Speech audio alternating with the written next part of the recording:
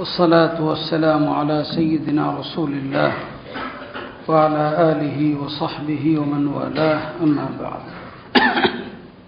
அன்பிற்கினிய அல்லாஹ்வின் நல்லடியார்களே, அல்லாஹுடைய பேரருளால் சங்கையான ரமதானுடைய முதல் இரவை அடைந்து இந்த தொழுகையை நிறைவேற்றி இருக்கிறோம். ரமதானுடைய மாதம் எவ்வளோ உன்னதமானது. 12 மாதங்களில் ரமதானுக்கு உதாரணம் அல்லாமா இப்னுல் ஜௌசி அவர்கள் சொல்வார்கள், யாக்கூப் அலைஹிஸ்ஸலாம் அவர்களுக்கு 12 பிள்ளைகள், அதிலே 11 பிள்ளைகள் அவர்களிடம் எண்ணிலடங்காத குறைகள் இருந்தது. ஒரு நபியின் மகன்கள் தான் என்றாலும் அவர்கள் தங்களுடைய சொந்த சகோதரருக்கு என்னவெல்லாம் இடர்கள் செஞ்சாங்க நமக்கு தெரியும். அந்த 11 சகோதரரிடம் இருந்த எல்லா குறைகளையும் ஒரே ஒரு மனிதர் யூசுஃபுங்கிற அந்த ஒரு நபி அலைஹிஸ்ஸலாம் அவர்களிடம் எல்லா நிறைகளும் இருந்தது. இந்த 11 சகோதரர்களுடைய குறைகளையும் அந்த நிறைகளால் அல்லாஹ் மறைத்து விட்டான். அதே போல தான் 11 மாதங்கள் நாம் செய்யாத குற்றங்கள் இல்லை, நாம் செய்யாத பாவங்கள் இல்லை. அல்லாஹுடைய விஷயத்திலும் சரி, மனிதர்களுடைய விஷயத்திலும் சரி, அந்த 11 மாதங்களுடைய பாவங்கள் எல்லாம் இந்த ஒரு மாதம் அதையெல்லாம் சரி செய்வதற்கு அல்லாஹ் தந்திருக்கிற ஒரு வாய்ப்பு தான். இந்த வாய்ப்பையும் தவறவிட்டவர்களை விட கை செய்ததற்குரியவர்கள் யாரும் இல்லை. எனவே அல்லாஹ் தந்திருக்கிற இந்த மகத்தான வாய்ப்பை, மன்னிப்பிற்குரிய இந்த வாய்ப்பை தவறவிடாமல் பயன்படுத்தக்கூடிய தௌஃபீகை அல்லாஹ் நமக்கு தருவானாக. அருமையானவர்களே, சூரத்துல் பக்ரா அதுதான் இன்றைக்கும் ஓதப்பட்டிருக்கிறது. நாளை அது ஓதி நிறைவு செய்யப்படவிருக்கிறது. பக்ரா சூராவுடைய சிறப்புகள் எண்ணிலடங்காத சிறப்புகள். ஒன்று, திருமறையிலே பெரிய சூரா அதுதான். ஏறத்தாழ 286 வசனங்கள். பெருமானார் ஸல்லல்லாஹு அலைஹி வஸல்லம் அவர்கள் ஹிஜ்ரத் செய்து மதீனா வந்த பிறகு முதலில் இறங்கிய சூரா பக்ரா. ஆனால் ஒரே முறையில் அல்ல. ஹிஜ்ரி 1ஆம் ஆண்டு மதீனா வந்த பிறகு இறங்கிய முதல் சூரா அதுதான். பெருமானார் இறக்கிற வரைக்கும் இறங்கி கொண்டே இருந்துச்சு அந்த சூறாவுடைய ஆயத்துகள். குர்ஆனில் கடைசியாக அருளப்பட்ட வசனம் பக்ராவில் உள்ள ஒரு வசனம் தான். அது நாளை ஓதப்படவிருக்கிற ஒரு வசனம். வத்தகு யௌமன் துர்ஜஊன ஃபீஹி இலல்லாஹ், அல்லாஹ்வின் பக்கம் நீங்கள் திருப்பப்படவிருக்கிற அந்த நாளை அஞ்சி கொள்ளுங்கள். இதுதான் குர்ஆனில் அருளப்பட்ட கடைசி வசனம். அப்போ இந்த வசனமும் பக்ராவில் தான் இருக்குது. சூரத்துல் பக்ராவுடைய இன்னொரு சிறப்பு என்ன, இந்த சூறாவில் 500 சட்டங்கள் இருக்குது. 500 சட்டங்கள். இஸ்லாத்தினுடைய எல்லா கடமைகளும் சட்டங்களும் பக்ராவில் இருக்குது. இஸ்லாத்தினுடைய 5 தூண்கள் இருக்கு இல்லையா, ஏகத்தும் கலிமா இந்த சூறாவில் இருக்குது. தொழுக அகீமுஸ்ஸலா இந்த சூறாவில் இருக்குது. ஜக்காத் ஆத்து ஜக்காத் இது என்னங்க இந்த சூறாவில் இருக்குது. நோன்பை பற்றி இந்த சூறாவில் தான் சொல்கிறான். குதிபா அலைக்குமுஸ் ஸியாம், உங்கள் மீது நோன்பு கடமையாக்கப்பட்டிருக்குது.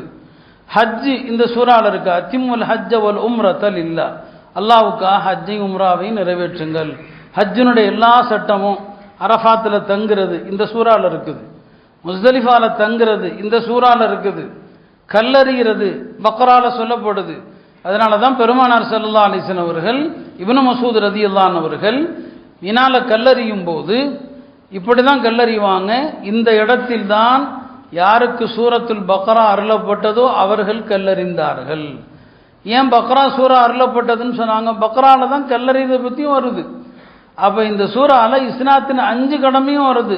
தொழுக, ஜக்காத்து, ஹஜ்ஜு, நோன்பு எல்லாம் வருது. இந்த சூறால வியாபாரத்தை பற்றியும் வருது.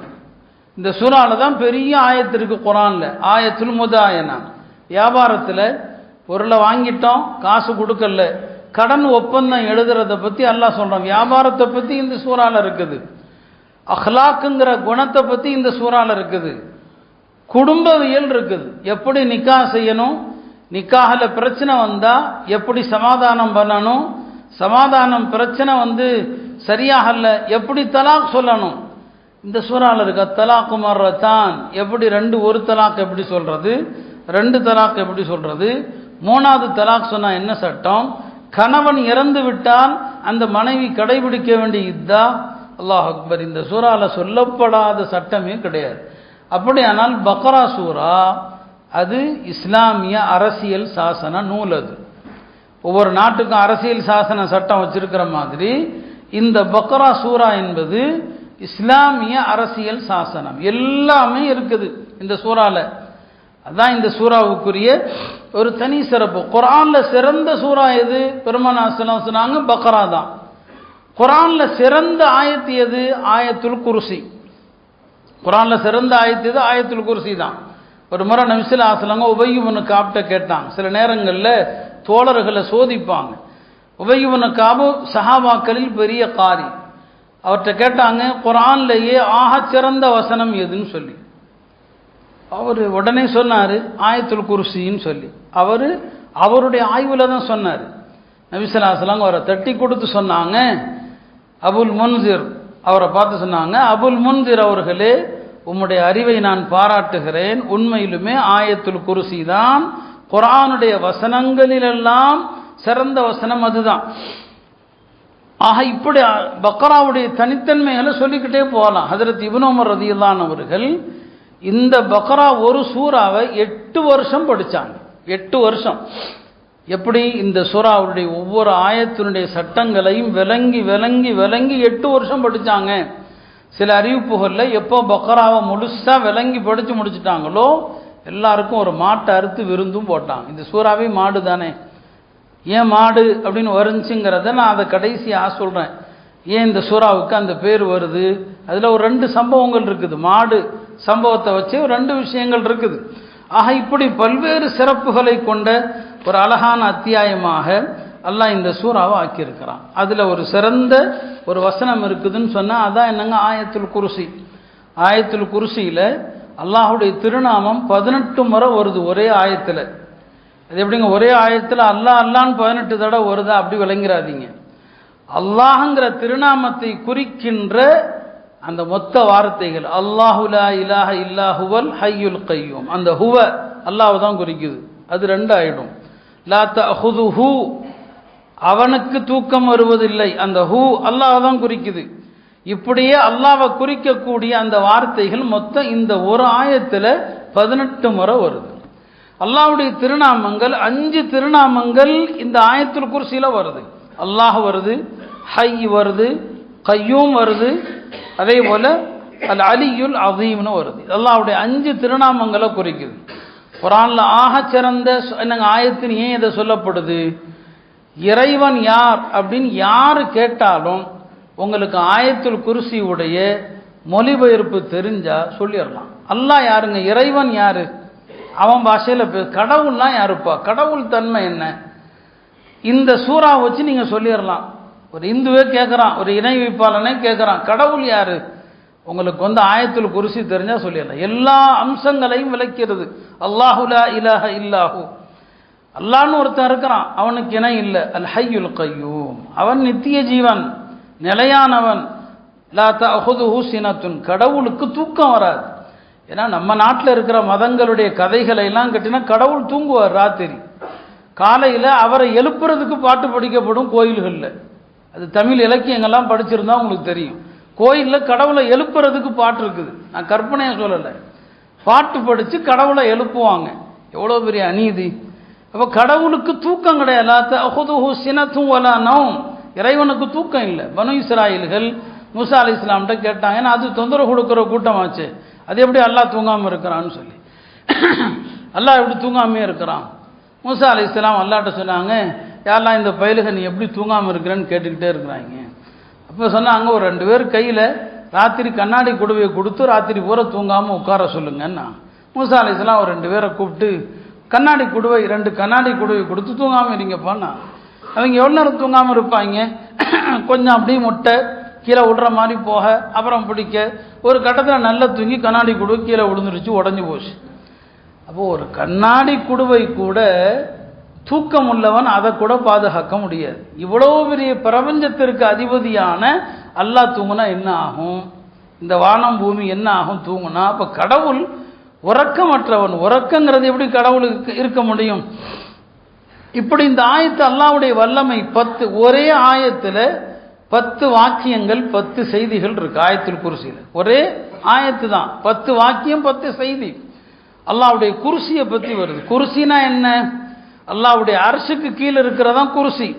அந்த குர்சியுடைய பிரமாண்டத்தை நபிஸல்லாஹு சொல்லுவாங்க, இந்த வானம் பூமி இந்த பிரபஞ்சம் அனைத்தோடும் குர்சியை ஒப்பிட்டீங்கன்னு சொன்னா அந்த குர்சியுடைய பிரம்மாண்டத்துக்கு முன்னால் இந்த வானமும் பூமியும் பாலைவனத்தில் கிடக்கிற ஒரு சாதாரண வளையத்தை போலன்னு சொன்னான். அப்போ இந்த ஆயத்து எவ்வளோ மகத்துவம் நிறைந்த ஒரு வசனம் இது. அல்லாஹ்வுடைய இல்மை பற்றி வருது. அவனுடைய இல்மை யாரும் என்ன செய்ய முடியாது, அறிந்து கொள்ள முடியாது. அவனுடைய பரிந்துரை இல்லாமல் யாரும் மறுமையில் அவனுடைய அனுமதி இல்லாமல் பரிந்துரைக்க முடியாதுன்னு சொல்லுது. இப்படி ஆயத்துல் குர்சியுடைய சிறப்பை பற்றி தனியாக ஒரு பெரிய பயானே செய்யலாம். நான் இந்த ரமதானில் எல்லார்ட்டையும் கேட்டுக்கொண்டது என்னென்னா, முழு குரானையும் மனனம் பண்ணியவர்கள் வாக்கியம் மிக்கவர்கள். முழு குரானையும் மனனம் பண்ண முடியல. குரானில் ஒரு சில வசனங்களையாவது பாடம் பண்ணுங்க. ஆயத்துல் குர்சியை பாடம் பண்ணுங்க. ஒவ்வொரு ஃபர்தான தொழுகைக்கு பிறகும் ஆயத்துல் குர்சி ஓதுங்க. ஒவ்வொரு ஃபர்துக்கு பிறகும் ஆயத்துல் குர்சி ஓதிட்டார்னா அவர் சொர்க்கம் செல்வதற்கு தடையாக இருப்பது மரணம்தான். இஷா தொழுதிங்க, ஆயத்துல் குர்சி ஓதிட்டா அவர் ராத்திரி மௌத்தானா சொர்க்கம்தான். ஃபஜ்ருக்கு பிறகு ஆயத்துல் குர்சி ஓதினார், துஹருக்கு முன்னால மௌத்தானா சொர்க்கம்தான். இது ஹதீஸில் வருது. ஆயத்துல் குர்சி காலையில் ஓதிட்டா மாலை வரைக்கும் துன்பம் இல்லை, மாலையில் ஓதிட்டா காலை வரைக்கும் துன்பம் இல்லை. குரானில் சில ஆயத்துகளையாவது மனப்பாடம் செய்யுங்க. நீங்கள் எந்த கேரளாவுக்கும் போக தேவையில்லை, புரியும் உங்களுக்கு. யாரு பின்னாலையும் ஓட வேண்டிய தேவையில்லை, ஆயிரங்களையும் லட்சங்களையும் இழக்க வேண்டிய தேவையில்லை. இந்த ஆயத்துல் குர்சியுடைய சிறப்பை ஜின்னு சைத்தான்கள் விளங்கின அளவுக்கு நம்ம விளங்கல. சைத்தான் விளங்கி இருக்கிறான் ஆயத்துல் குர்சியை, ஜின்னு விளங்கி இருக்கிறான்.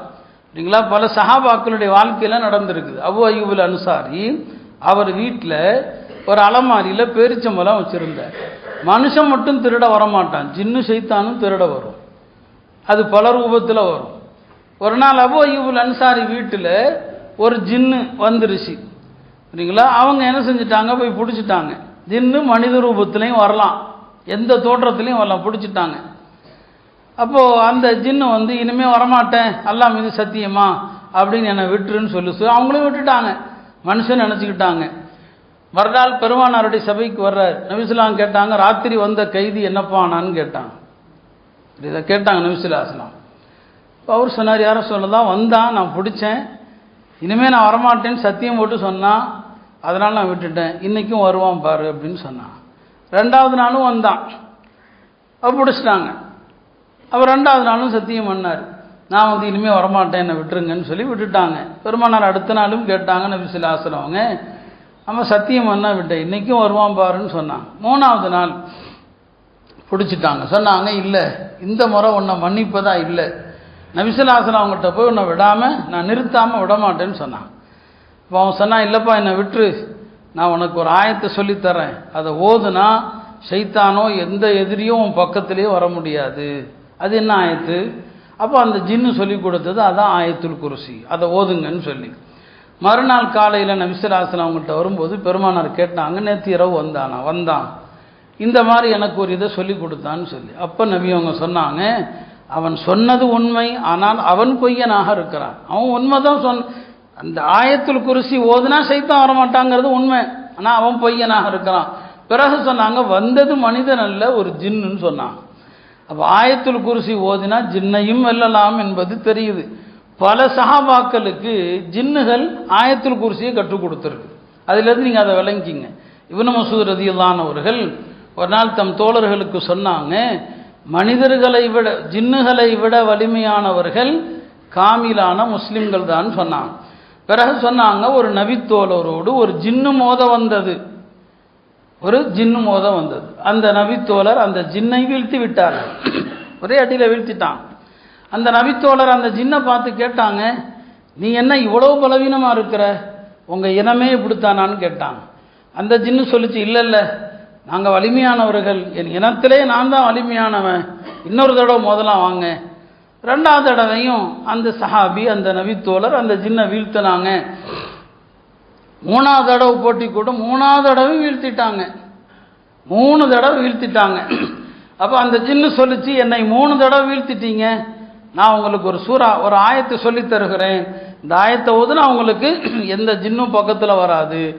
அது என்ன ஆயத்துன்னு கேட்டாங்க அந்த சஹாபி. ஆயத்துல் குர்சின்னு சொன்னாங்க. பிறகு மாணவர்கள் கேட்பாங்க, 3 தடவை ஜின்னை வீழ்த்திய அந்த மாமனிதர் யார் என்று கேட்கும்போது இப்னு மஸ்ஊத் சிரித்து கொண்டே சொல்லுவாங்க, அது உமரை தவிர வேறு யாராக இருக்க முடியும் என்று. ஆக உமர் ரலியல்லாஹு அன்ஹு ஜின்னை வீழ்த்தினாங்க. நம்மள்கிட்ட ஈமான் இருந்தால் நம்மளே ஜின்னை வீழ்த்தலாம், நம்ம வீட்டுக்குள்ளே இருக்கிற ஜின்னை வீழ்த்தலாம். இதெல்லாம் ஆயத்துல் குர்சி ஜின்னுகள் சொல்லிக் கொடுக்குது. அருமையானவர்களே, இப்படி ஆயத்துல் குர்சியினுடைய மாண்புகள் அவ்வளோ விஷயங்கள் இருக்கிறது. இந்த சூறாவில் இறந்த பிறகு உயிர் பெற்ற 5 சம்பவத்தை அல்லாஹ் சொல்கிறான். இறந்த பிறகு உலகத்தில் அது நடக்கும். இறந்த பிறகும் அல்லாஹ் நினச்சா உயிர் கொடுக்கலாம். அந்த மாதிரி சம்பவங்கள் இந்த சூறா நாளைக்கு தான் முடியுது. 5 சம்பவங்களை அல்லாஹ் சொல்கிறான். இறந்த பிறகு அல்லாஹ் உயிர் கொடுக்குறான். அதில் 4 சம்பவங்கள் மனிதர்களோடு சம்பந்தப்பட்டது, ஒரே ஒரு சம்பவம் பறவைகளோடு சம்பந்தப்பட்டது. இறந்த பிறகு அல்லாஹ் உயிர் கொடுக்கிறது. அப்போ அல்லாஹ் உலகத்திலையும் அவன் நினைச்சா இறந்து போனவர்களை உயிர்ப்பிக்கலாம். மறுமை உண்டுன்னு அல்லாஹ் காட்டுறதுக்கு உலகத்தில் நடக்க செய்வான். அதில் ஒரு சம்பவம், மூசா அலைஹிஸ்ஸலாமுடைய தோழர்கள் மூசா அலைஹிஸ்ஸலாமோடு துருசினாய் மலைக்கு தௌபா செய்கிறதுக்காண்டி போனாங்க. எதுக்காண்டி? காலமாட்டை வணங்கிட்டாங்க இல்லையா, அதுக்காண்டி அங்கே தௌபா செய்கிறதுக்கு போனாங்க. போன இடத்துல அங்கேயும் போய் அந்த கூட்டம் சேட்டை பண்ணுச்சு. அல்லாவை எங்கள் கண்ணில் காட்டினா தான் நம்புவோன்னு சொன்னாங்க. இன்னைக்கு ஓதப்பட்ட ஆயத்துகளில் வருது, லன் நுஅ்மின லக ஹத்தா நரல்லாஹ ஜஹரத்தன், அல்லாவை காட்டாமல் ஈமான் கொள்ள மாட்டோன்னு அங்கே போய் சொன்னாங்க சினாய் மலையில். அப்போ தான் ஒரு இடி தாக்கியது. ஃபஅஹதத்கும் ஸாயிகத்து, இடி தாக்கி மொத்தா போயிட்டாங்க. 70 பேர் மொத்தா போனாங்க, மூசா அலைஹிஸ்ஸலாம் கூட வந்தவங்க. அல்லாஹ் சொன்னான், சும்ம பஅஸ்னாக்கும் மின் பஅதி மௌத்திக்கும், மௌத்தான பிறகு உங்களை உயிர் பெற்று எழச் செய்தோம். 70 பேரும் மௌத்தான பிறகு உயிர் பெற்று எழுதான். 2வது சம்பவம், அதுதான் இந்த பக்ரா சூராவுக்கு இந்த பெயர் வருவதற்கு காரணமான சம்பவம். பனு இஸ்ராயல்களில் ஒரு ஆள் கொல்லப்பட்டுட்டார். கொலையாளி யாரு? அல்லாஹ் ஒரு மாட்டை அறுத்து அந்த மாட்டினுடைய முன் செப்பைய கொல்லப்பட்டவர் உடம்புல அடிங்க, அவரே உயிர் பெற்று சொல்வார், என்ன கொன்னது யாருன்னு அவர் சொல்லுவார். இது 2வது சம்பவம். 3வது சம்பவம், ஒரு ஊரில் அல்லாஹ் நோய் பரவுது என்ற அச்சத்தில் பயத்தில் ஒரு கூட்டம் அந்த ஊரை விட்டு வெளியே போட்டாங்க. மொத்தா போயிருவோமோன்னு வெளியே போயிட்டாங்க. அவங்க வெளியேறிய அத்தனை பேரையும் அல்லாஹ் மரணிக்க செய்தான். மரணிக்க செய்து மறுபடியும் அல்லாஹ் உயிர் கொடுத்தான். இதுவும் நாளைக்கு ஓதப்படுகிற வசனத்தில் வருது. 4வது, ஒரு ஊரை ஒரு நல்லடியார் கடந்து போனார். அந்த ஊர் அல்லாஹ்வுடைய வேதனையில் டோட்டலாக அழிஞ்சு நாசமாக போய் கிடக்குது. இப்படி அழித்த மக்களை அல்லாஹ் எப்படி உயிர் கொடுத்து எழுப்பான்னு அவர் கேட்டார். அவர் நபியா நல்லடியாரா தெரியல. அல்லாஹ் அவரை மூத்தாக்கிட்டான். 100 வருஷம்.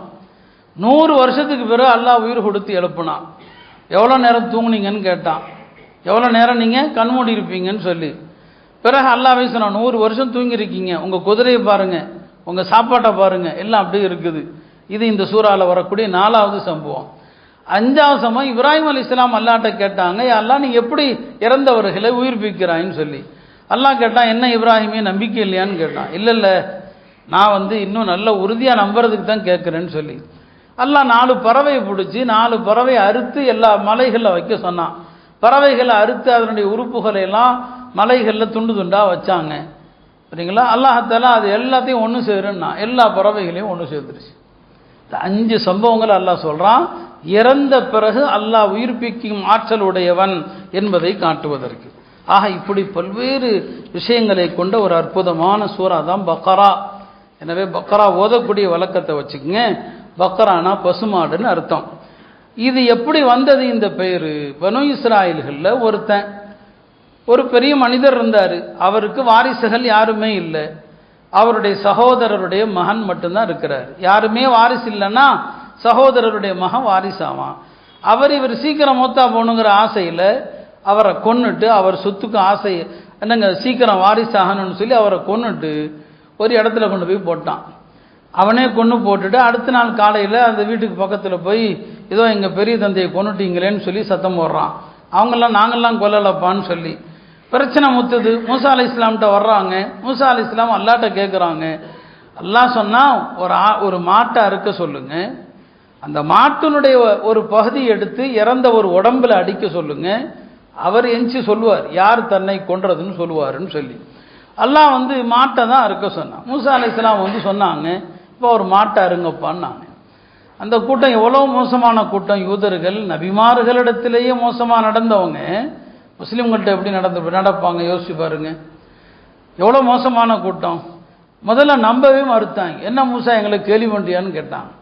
இறந்து போயிட்டார் ஒருத்தர், கொலையாளி யாருன்னு தெரியல, கொன்னவரை காட்டுன்னு சொன்னால் மாட்டா இருக்க சொல்றியே, எங்களை பார்த்தா கேலியா தெரியுதா அப்படின்னு கேட்டாங்க. அத்தத்தஹிதுனா ஹுஸ்வன், எங்களை பார்த்தா கேலியா தெரியுதா உங்களுக்குன்னு கேட்டாங்க. அவங்க நான் எதுக்குப்பா கேள்வி பண்ணுறேன், அல்லாஹ் பாதுகாக்கட்டும், நான் கேள்வி பண்ணல, அல்லாவுடைய உத்தரவு ஒரு மாட்டா இருங்க. பெருமானார் செல்லதான் சொல்லுவாங்க, அல்லாஹ் ஒரு உத்தரவு சொன்னால் அதை செய்யணும். ரொம்ப கேள்வி கேட்குறதும் ஆபத்து. குரான்ல ஒரு ஆயத்தே இருக்குல்ல, அத்தஸ்அலுன் ஆஷியா, ரொம்ப கேள்வி கேட்கக்கூடாது. ரொம்ப கேள்வி கேட்டாலும் ஆபத்தாக போயிடும். ஹஜ்ஜுடைய சட்டம் வந்தபோது பெருமானார் ஹஜ்ஜு கடமை ஆயிடுச்சு, ஹஜ்ஜு பண்ணுங்கன்னு சொன்னாங்க. ஒரு சஹாபி கேட்டார், வருஷந்தோறும் ஹஜ்ஜு பண்ணணுமான்னு சொல்லி. பெருமானார் சொன்னாங்க, நான் ஆம் என்று சொல்லி இருந்தால் வருஷந்தோறும் கடமையாக இருக்கும், இந்த மாதிரி கேள்வி கேட்காதன்னு சொன்னாங்க. இப்போ இந்த மாதிரி கேள்வி கேட்கறது ரொம்ப தப்பு. ஒரு மாட்டை அறுத்துருக்கணும், அந்த ஆளுக அது என்ன, நிறம் என்ன, வயசு என்ன, அது என்ன, இது என்னன்னு கேட்டாங்க. அல்லாஹ் என்ன பண்ணா, நீ கேள்வி கேட்குறியான்னு சொல்லி அதனுடைய நிறம், அதனுடைய இனம் எல்லாத்தையும் ரொம்ப சொல்லி கஷ்டப்பட்டுட்டான். நிறைய சொல்லிட்டா என்ன சிக்கலாக போயிடுமா இல்லையா? நிறம் இப்படி இருக்கும், வயசு இப்படி இருக்குன்னு சொல்ல ரொம்ப சிரமமாக போச்சு. மாட்டை தேடுன்னு தேடினாங்க. கடைசியில் ஒரு மாட்டை, அல்லாஹ் சொன்ன மாதிரி ஒரு ஆள்கிட்ட ஒரு மாடு இருக்குது, ஒரு மாடு இருக்குது. அந்த மாட்டை போய் விலை பேசினா அவர் சொன்னார், இந்த மாட்டினுடைய எடைக்கு தங்கத்தை கொடுக்கணும்னு சொன்னார். மாட்டினுடைய எடைக்கு தங்கத்தை கொடுக்கணும்னு சொல்லி சில அறிவிப்புகளில் 10 மடங்கு தங்கம், கடைசியில் 10 மடங்கு தங்கம் நாங்கள் கொடுத்து அந்த மாட்டை வாங்கினாங்க. அல்லாஹ் சொல்லியிருந்த மாடு சாதாரண மாடு. இப்போ இந்த மாடு யார்கிட்ட வாங்கினாங்களோ அந்த சம்பவத்தை தெரியணும், அதுதான் இங்கே முக்கியம். ஒரு நல்ல மனிதர் இருந்தார், அவர் இறக்கும்போது அவருக்கு இருந்த ஒரே சொத்து ஒரு சின்ன மாடு தான். அப்போ அது சின்ன மாடு. அவருக்கு ஒரே ஒரு வாரிசு, ஒரு மனைவி, ஒரு சின்ன பையன். அவர் பார்க்குறாரு, நம்ம பையன் சின்ன பையனாக இருக்கிறான், இந்த மாட்டை யாரை நம்பி ஒப்படைக்கிறது, நம்பிக்கையாளர்கள் யாருமே இல்லை. ஒரு கவலை இருக்குமா இல்லையா? சொத்து பத்துள்ள ஒரு இறக்குற நேரத்தில் குழந்தைங்க சின்ன குழந்தையா இருந்தால் கவலை இருக்குமா இல்லையா? அதே மாதிரி அவருக்கும் கவலை, ஒரே ஒரு மாடு, ஒரு சின்ன பையன், என்ன செய்கிறது, யார்கிட்ட ஒப்படைக்கிறது? அவர் அல்லாட்ட துவா செஞ்சார், யா அல்லாஹ், என் மாட்டை நம்பிக்கையாக ஒப்படைக்கிறது யாருமே இல்லை, இந்த மாட்டை நான் ஓண்ட ஒப்படைச்சிட்டேன், என் பையன் பெரியவனான பிறகு அந்த மாடு எங்கே இருக்குதோ நீ அவன் கையில் ஒப்படைச்சிரு அப்படின்னு சொல்லி விட்டுட்டார். ஒரு இடத்துல கொண்டு மேய விட்டுட்டார். மனைவிட்ட சொல்லிட்டாரு, நான் இப்படி விட்டுட்டேன். அது எங்கே விட்டீங்க? நான் மேய விட்டுட்டேன், என் பையன் பெருசானா அல்லாஹ் அந்த மாட்டை கொண்டு வந்து சேர்த்துருவான்னு சொல்லி இறந்துட்டார். இறந்து அந்த பையன் வளர்ந்து ஆளாகும் போது அந்த அம்மா சொல்லுது, உன் தகப்பன் இறக்குற நேரத்தில் ஒரு சின்ன மாடு வச்சுருந்தாரு, அதை அல்லாட்ட ஒப்படைச்சிட்டேன்னு விட்டுட்டு போயிட்டாரு. நீ இறந்த பிறகு, அவர் இறந்த பிறகு நீ பெரியவனானா உனக்கு அது எங்கே இருக்குன்னு கிடைக்கும் தேடுன்னார். அல்லாஹ் மீது நம்பிக்கை வச்சுட்டு போ, அந்த மாடு உனக்கு கிடைக்கும்னு சொல்லி போனார். அவர் ஒரு விவசாய நிலத்துக்கு போனார். அவங்க தகப்பனார் விட்ட மாடு பெரிதாக வளர்ந்து இவரை பார்த்தது, இவருக்கு பக்கத்தில் ஒரு அடிமை எஜமானுக்கு முன்னால் கட்டுப்படுற மாதிரி கட்டுப்பட்டு நிற்குது. அப்போ அவர் உள்ளத்தில் அல்லாஹ் போட்டான், உன் தந்தை உனக்காக விட்டுட்டு போன மாடு இதுதான்னு சொல்லி. அந்த மாடு தான் அல்லாஹ் குரானில் சொன்ன தன்மைகளோடு இருந்துச்சு. யூதர்கள் அறுப்பதற்கு தங்கத்தை கொடுத்து வாங்கினாங்க இல்லையா, அந்த மாடு தான். இதில் என்ன நமக்கு வரலாறு என்ன சொன்னாங்க உலமாக்கள், ஒரு தந்தையினுடைய செல்வம் ஹலாலான செல்வமாக இருந்தால் எத்தனை வருஷம் ஆனாலும் அது அந்த பிள்ளைகளுக்கு பயன்படவே செய்யும். உங்கள் சொத்து அழியாமல் இருக்கும் ஹலாலான செல்வமாக இருந்தால். ஹலால் இல்லை, உங்கள் குழந்தைகளுக்கு உங்கள் செல்வம் பயன் தரலன்னா அந்த செல்வம் வந்த வழி சரியில்லைன்னு அர்த்தம். அந்த செல்வம் தப்பான வழியில் திரட்டப்பட்டதுன்னு அர்த்தம். தூய்மையான வழியில் பெறப்பட்ட செல்வம் அது கம்மியோ அதிகமோ, நீங்கள் இறக்கும்போது எந்த நிலையில் இறந்தாலும் சரி உங்களுடைய வாரிசுகளுக்கு அதை அல்லாஹ் கொண்டு வந்து சேர்க்கிறான். அப்போ அந்த நல்லவர் விட்டுட்டு போன மாடு இருக்கு இல்லையா, அந்த மாட்டை தான் அல்லாஹ் அறுக்க சொன்னதற்காக யூதர்கள் அதனுடைய எடைக்கு தங்கத்தை கொடுத்து வாங்கினாங்க. இதுதான் இந்த பக்ரா அப்படிங்கிற மாட்டினுடைய இந்த சம்பவத்தை அல்லாஹ் இந்த சூறால சொல்வது அதுதான். எனவே காலமெல்லாம் நம்முடைய உழைப்பு ஹலால் இருந்துச்சுன்னு சொன்னால் அது நம்முடைய சந்ததிகளுக்கு பயன் தரும். ஹராம் பார்க்கறதுக்கு அழகா தெரியும், கையில் நிறைய வர்ற மாதிரி தெரியும், தங்காது, நம்முடைய சந்ததிகளுக்கு அது பயன் தராது. இதுதான் இந்த சூறாவில் அல்லாஹ் எத்தனையோ சம்பவங்களுக்கு மத்தியில் இதையும் அல்லாஹ் சொல்லியிருக்கிறான். எல்லாம் அல்லாஹ் காலம் எல்லாம் ஹலாலான முறையிலே உழைத்து சம்பாதிக்கக்கூடிய தௌஃபீகை தருவானாக. அதிலே அல்லாஹ் நமக்கு பரக்கத்து செய்வானாக. ஆகிரு தஅவானா அல்ஹம்துலில்லாஹி ரப்பில் ஆலமீன்.